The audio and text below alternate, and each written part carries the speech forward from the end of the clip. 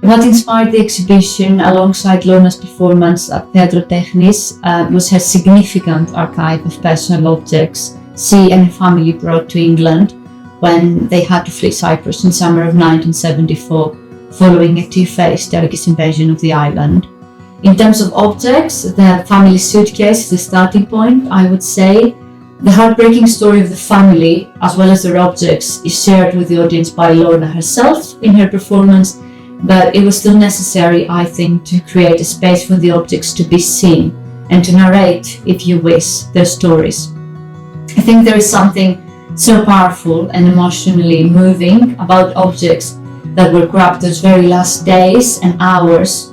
You know, an individual, a 12-year-old girl in this case, is forced to suddenly leave her home.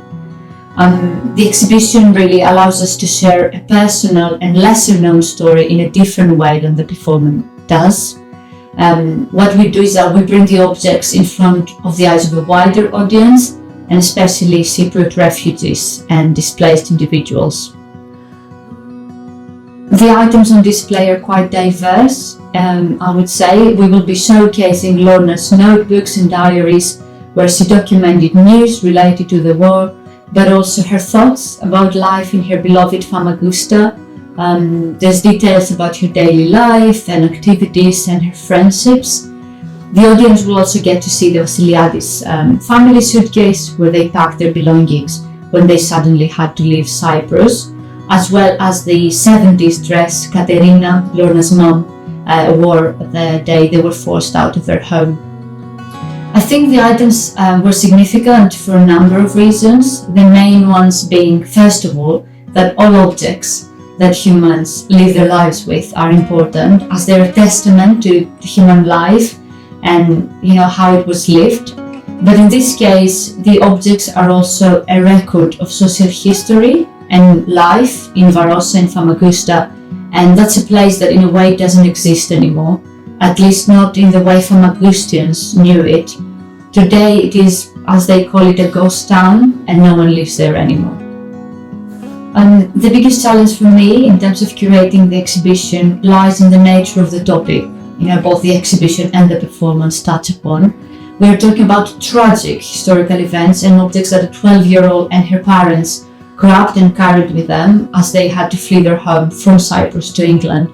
So there's definitely an emotional toll that's taken in the process of approaching refugee objects and their stories. And also, I would say that there is a great responsibility that comes with someone trusting you with their story, not just in terms of Lorna and her family, but also, Famagustians and Cypriot refugees in general, people who have experienced having to flee their homes or their loved ones were tortured or killed at the time. So, as a curator, I wanted to make sure I approach this topic with the ultimate respect, because in the end, it's not about placing objects in a space. It's about so much more than that, about making curatorial decisions that will not promote hatred and divide displaced communities further, but will instead, hopefully, make them feel seen and heard and, make them feel that their pain is respected. And I really hope that they will enjoy the exhibition that's complementing Lorna's performance.